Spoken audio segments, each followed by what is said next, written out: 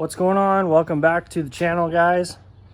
So today we're just gonna continue on with working on the Volkswagen right here. But before we get into that, I just wanted to show my new little toy I just bought here yesterday. So here it is, 2008 Kawasaki KFX 450R, fuel injected.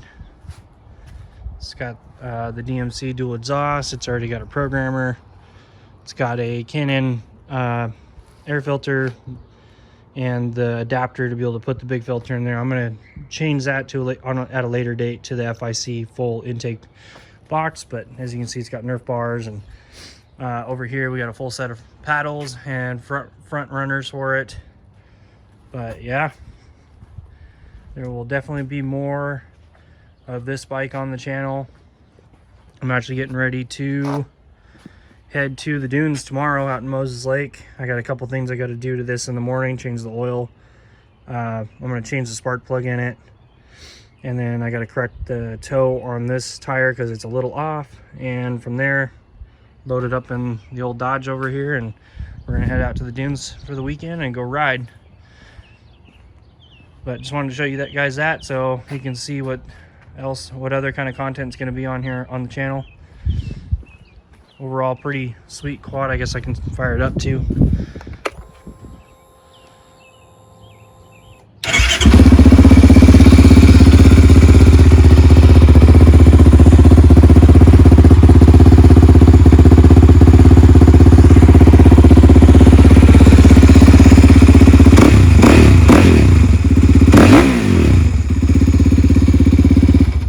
As you can tell, she's pretty snappy. It's pretty snappy. I'm excited. But anyways, we are going to come in here and start buttoning up the car. We got the parts that came in. Here is the motion catch can. My dad's going to work on a bracket to be able to mount this in the engine bay tomorrow, which we were thinking we were going to mount it off in here somewhere somehow. I think he's got an L bracket that he's going to make so that way this goes right here. And then as you can see here, I have already drilled and tapped the valley plate here, and you're probably wondering, well, what's this one for? Well, this is where I originally put it and didn't even think about it. But our steam port system, of course, this right here lines right up with where I had the fitting originally. So had to take it out, re-drill it, re-tap it to put it here in front of all that, and then we just put a plug here. But here we got our dash 12 line, and that's going to point back just like this, go back and over here, and then the catch can will be right there, so that way we can eliminate the small lines going back into the intake, getting the intake full of oil. All right, guys, so we're taking a little intermission from the Volkswagen content. Don't worry, we're going to get right back to it. But I was sitting here editing the video and eating my burrito cheese, and don't forget the Bartled Skeet. And I thought, I did get some video content from going to the sand dunes, like I was saying earlier in the video. I was getting ready to head out to Moses Lake with some buddies. Dustin and his fiance, Joe and his wife, and Chris and Sarah were there. But I did end up getting some clips, so I figured might as well throw it into the video. Had an absolute blast out at the dunes. It's been probably 11 years since I've been out to the sand dunes, and really nothing's changed out there. It's just an awesome good time. I can't wait to go back for the 4th of July. Gonna be planning a big camping trip. Gonna have lots of content on that, hopefully. Sounds like everybody's gearing up for that. Chris is working on getting his Bronco going for that, and Joe's getting a side-by-side. But anyways, enough of that. We'll dive into what little clips I got, and then we'll get right back to the Volkswagen.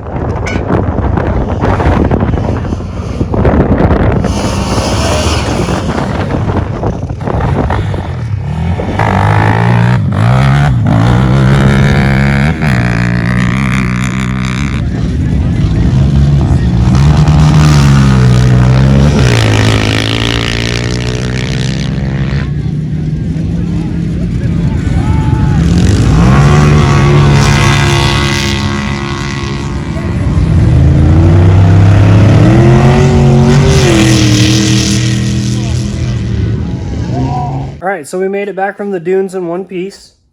I already got the bike torn apart, just cleaning up the exhaust and stuff, and I ended up actually keeling it over backwards. Was riding a wheelie for about 200 yards, and I hit a bump and sent the bike like pretty much straight up and down, and the rear brake pads on it are pretty well worn out, and I went to go grab them and didn't help. I can tell you right now, I am definitely feeling it from this weekend. Just pretty much the day's worth of riding. I mean, every muscle in my upper torso is sore. But anyways, let's not dive too much into the quad. Let's get back into the Volkswagen. So I already got the intake manifold cleaned up. As you can see here, it's sitting on its side. I'm getting ready to clean around the O-rings. But I went ahead and we got the Motion Raceworks catch can mounted. I got the line all built. Huge thank you to Motion Raceworks for your catch can, and huge thanks to Summit Racing for the fittings and the AN line. And I'm not sponsored by any of these guys. I pay for this stuff with my own money. Well, when I'm buying stuff for my car, it's my own money. Since this is my dad's car, he bought all this stuff. But like I said, none of it's sponsored. So let's just go ahead and we're going to dive right into getting this intake manifold put back on. We'll get the headers put back on.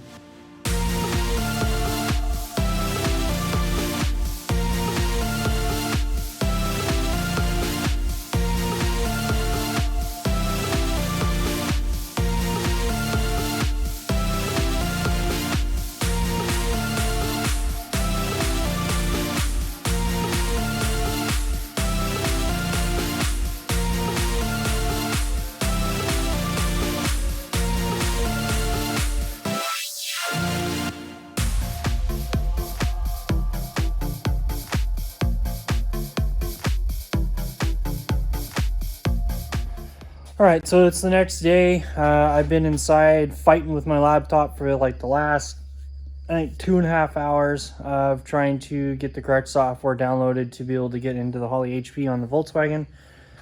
And I thought it had version 3 on it, so I downloaded it, and of course, laptop had a meltdown pretty much.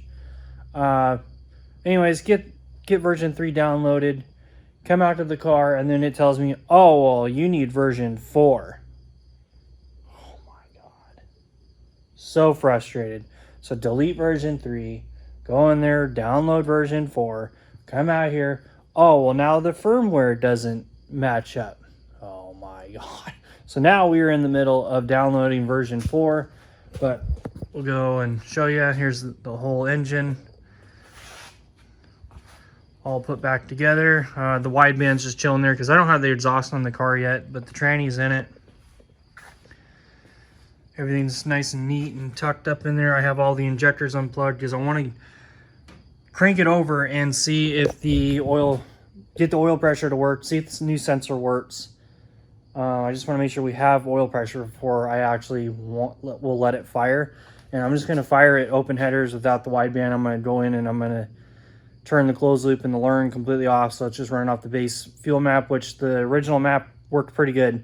So it should just fire right up, and we'll run it open header for the first start. But we'll come in here, and I got my laptop all hooked in. Of course, screen went dark. Don't tell me it does that.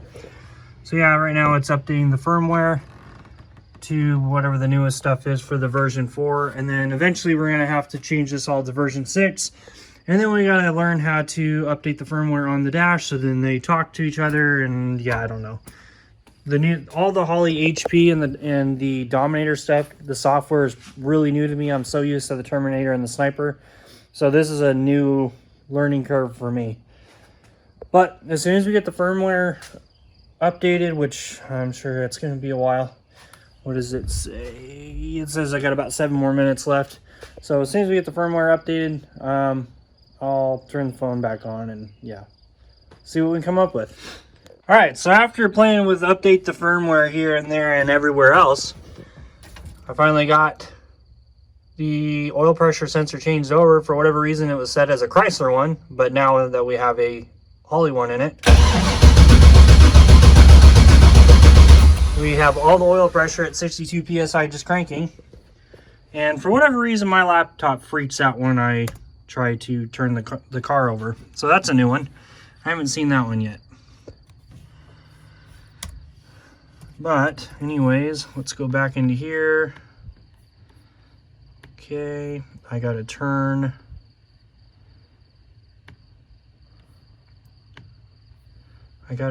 the closed loop and the learn off because I don't have the wideband plugged in. So we're going to run this guy just off of the base fuel map.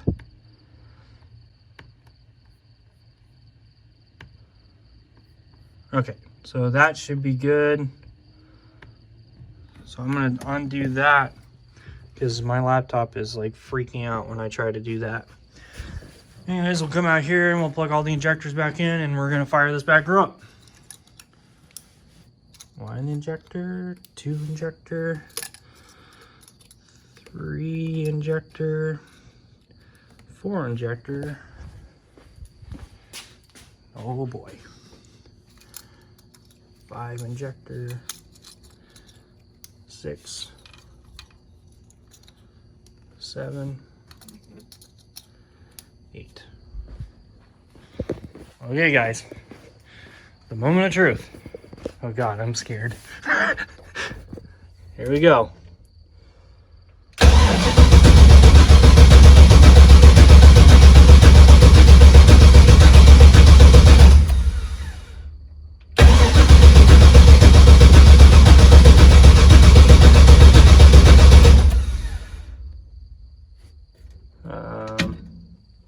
Okay.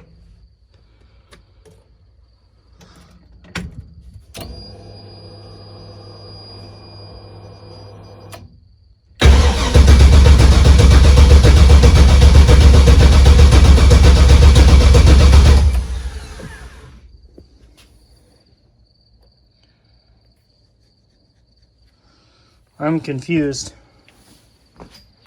It wanted to start earlier, and I still don't understand why my laptop is freaking the hell out.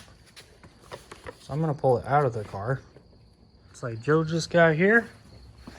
All right, let's try this again.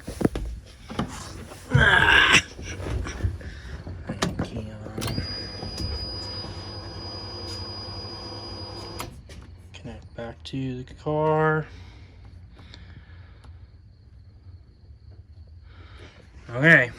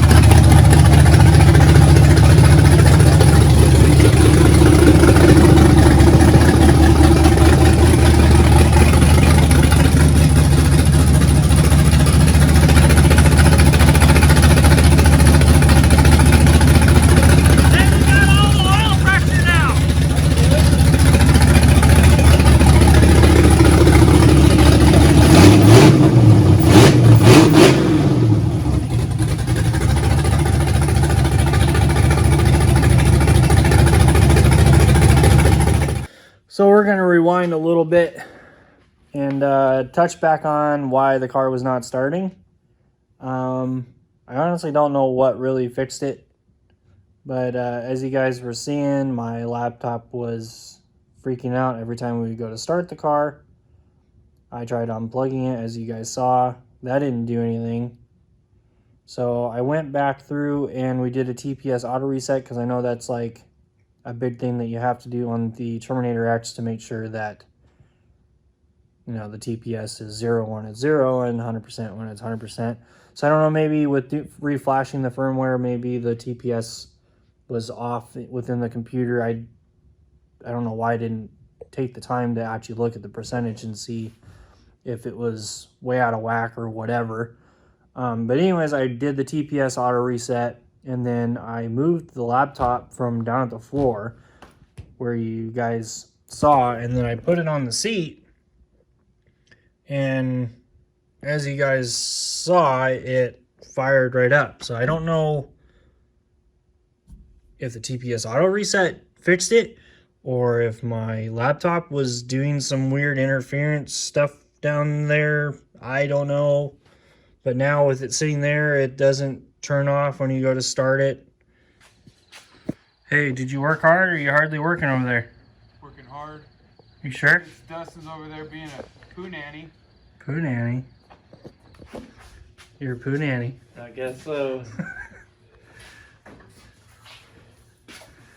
Well, I had the car up in there, so I figured I'd show you guys what it looks like with the trans and everything in it.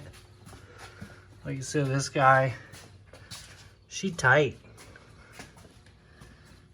Very tight. Yeah, they definitely didn't build that frame. Yeah, it would have been nice if they would have made it wide enough for a Turbo 400. Only other option's a power glide. I mean, I had even cut the ears off the sides of the transition to get it out. Yeah, that was fun. Where the inspection cover would stick Oh out my here. God. We had to cut all them ears off there because we got it unbolted. It wouldn't come down out of the frame because those ears stuck out so far. So we had to turn it completely on its side and screw around with tranny fluid going everywhere to get it out. So when we put it back in, I cut these damn ears off. So it'll just go up in there now. Oh yeah. But I can't put nothing bigger in there. No, the only thing that else I can go in there is a power glide. Yeah. But who wants to only shift it once? That's not fun. No. All right, so Dustin and Joe just took off. They got that engine yanked out of that Mustang. That's going to be Joe's new race car project that's coming up.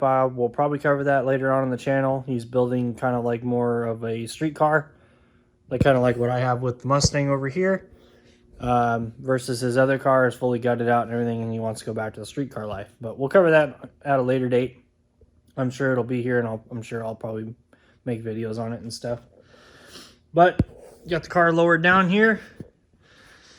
Gosh, she just looks so good. Would you just look at it? Look at it. Just look at it. Yes, sir.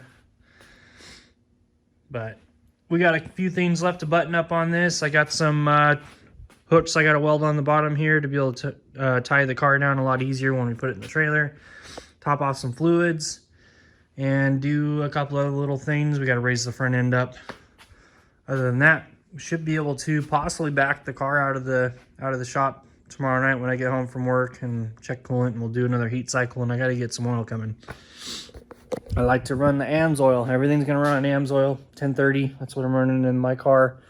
That's what Christian's truck's going to be running too, and then this, so that way I can just buy a bunch at one time, have it on hand, so we always have it.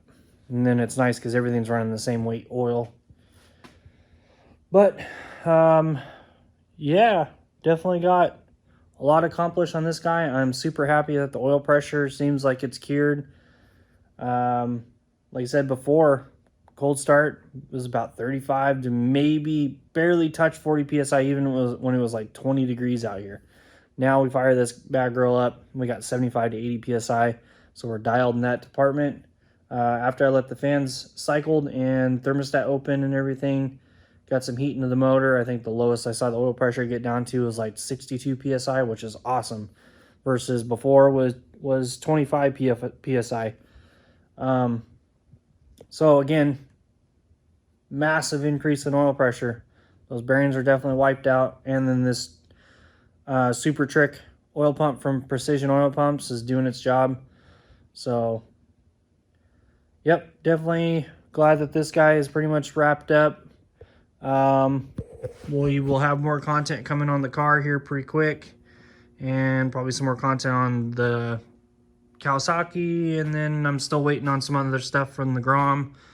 So yeah, we definitely got lots of stuff to do around here. I hope you guys are enjoying the content. Leave a like, comment. If you care to subscribe, cool. If not, maybe hopefully I can get you to subscribe in the future. But thanks for tuning in to Kepler Performance. We'll see you guys in the next one.